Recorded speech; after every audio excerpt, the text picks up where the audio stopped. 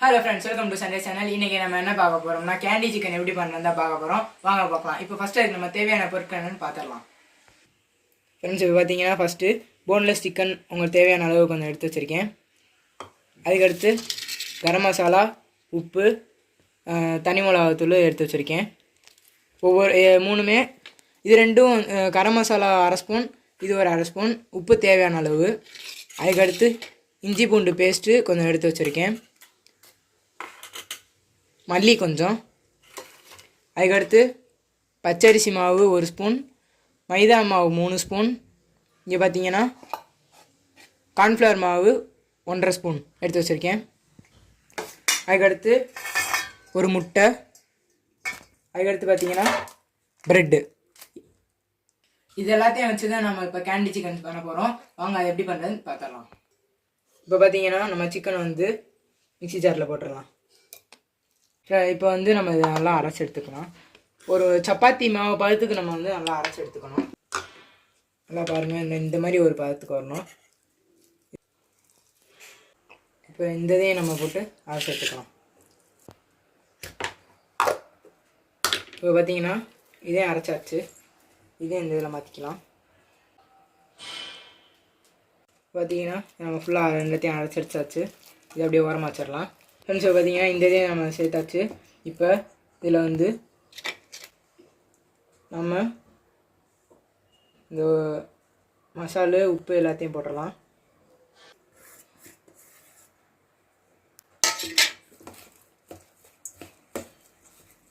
கொஞ்சம் இஞ்சி பூண்டு போட்டுக்கலாம். இப்போ அதுக்கடுத்து புதினா எடுத்து போட்டுக்கலாம். ஓகே, போட்டாச்சு. நல்லா மிக்ஸ் பண்ணி எடுத்து வச்சுக்கலாம். இப்போ பார்த்தீங்கன்னா மைதா மாவு, கார்ன்ஃப்ளவர் மாவு, அரிசி மாவு எடுத்து வச்சுருக்கோமா, அதை கலக்கிடலாம். இதோட தனி மிளகாத்தூள், தேவையான அளவு உப்பு போட்டுக்கலாம். இது எவ்வளோன்னா 1.25 டீஸ்பூன் போட்டுக்கோங்க. நல்லா மிக்ஸ் பண்ணிடலாம். இதில் தேவையான அளவு தண்ணி இது பண்ணிக்கலாம். எப்படின்னா கொஞ்சம் பேஸ்ட்டாக வரணும், அந்த மாதிரிக்கே வந்து சேர்த்துக்கலாம்.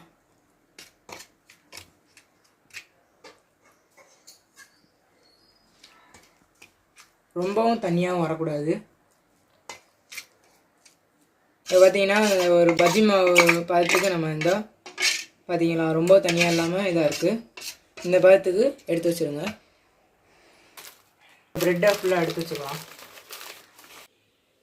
இப்போ வந்து ப்ரெட்டு ஒவ்வொன்றா எடுத்து இந்த மாதிரி ஒரு டம்ளர் எடுத்துக்கோங்க. அவுட்டரை மட்டும் கட் பண்ணிக்கலாம்.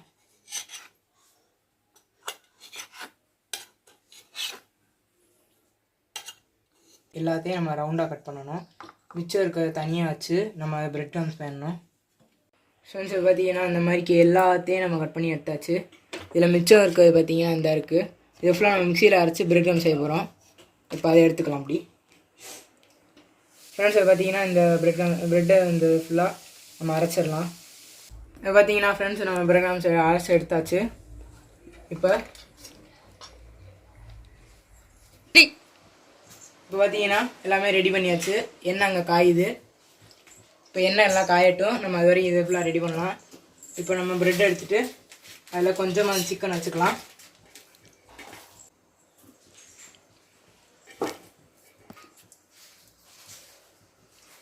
பார்த்தீங்கன்னா ரொம்ப வைக்கலாம். இந்த அளவுக்கு கொஞ்சமாக வச்சுருங்க. வச்சு இன்னொரு ப்ரெட் அது மேலே வச்சுருங்க. இடையில வந்து பார்த்தீங்கன்னா இந்த மாதிரி ஐஸ் ஸ்டிக்கை வந்து சொருகிடுங்க. இந்த மாதிரி சொருகிட்டு இது ரெண்டையும் இந்த மாதிரி லேசாக அமைக்கி விட்ருங்க. இந்த மாதிரி ஐஸ் மாதிரி உருவாயிரும். இந்த மாதிரி வந்துடும். இப்போ கார்னர் ஃபுல்லாக சுற்றி அமைக்கி விட்டுக்கோங்க. இப்போ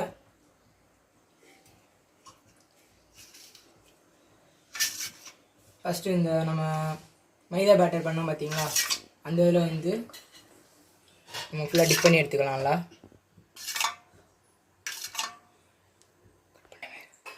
இப்போ நம்ம ப்ரெட் க்ரம்ஸ் இதில் தூவிக்கலாம்.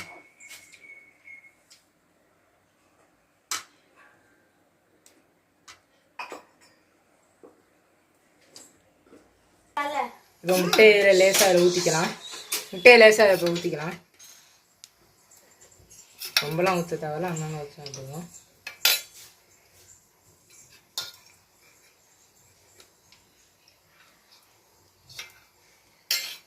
இப்போ மறுபடியும் பிரெட் கிராம்ஸ் எடுத்து வைக்கலாம்.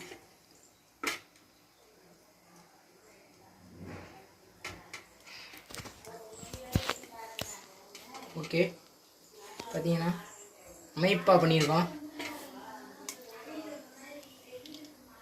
இப்போ தனியாக வச்சிடலாம். இப்போ எண்ணெய் நல்லா காயட்டும். இப்போ பார்த்தீங்கன்னா சிம்லேயே வச்சுருக்கோம். இப்போ இந்த கரண்டியில் வச்சுக்கலாம். கையை அப்படியே வச்சுறாங்க. உங்கள் கைக்கு சாதாரண நான் பொறுப்பு இல்லைங்க. இப்போ இதை நம்ம இதில் வச்சுக்கலாம்.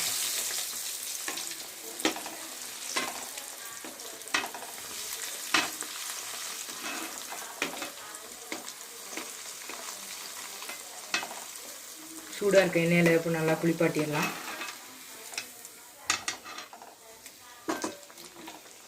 உங்களுக்கு இதிலே கொஞ்சம் நல்லா ரெட் கலரில் நல்லா கலராக வேணும்னா காஷ்மீரி மிளகாத்தூள் இருக்குல்ல, அதை நீங்கள் லேசாக அதில் போட்டுக்கோங்க. நல்லா இதாகட்டும், வேகட்டும். உள்ளே நல்லா சிக்கன் வேகணும், அந்த அளவுக்கு இது பண்ணிக்கணும். இப்போ பார்த்தீங்கன்னா ஒரு 2 to 3 minutes நல்லா குக் பண்ணியாச்சு. இப்போ நம்ம எடுத்துடலாம். நல்லா கலராக வந்திருக்கு, இதே போதும்.